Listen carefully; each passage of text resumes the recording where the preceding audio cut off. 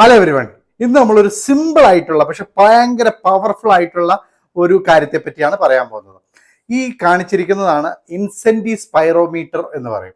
അപ്പൊ ഇതിനകത്ത് 3 ബോളുകളുണ്ട്. ഇത് എന്തിനാന്ന് വെച്ച് കഴിഞ്ഞാൽ നമുക്ക് ഇതിങ്ങനെ ഊതുവാൻ സഹായിക്കും. നമുക്ക് ഒന്നുകിൽ ഇങ്ങനെ വലിക്കാൻ പറ്റും, അല്ലെങ്കിൽ ഇതുപോലെ ഊതുവാൻ സാധിക്കും.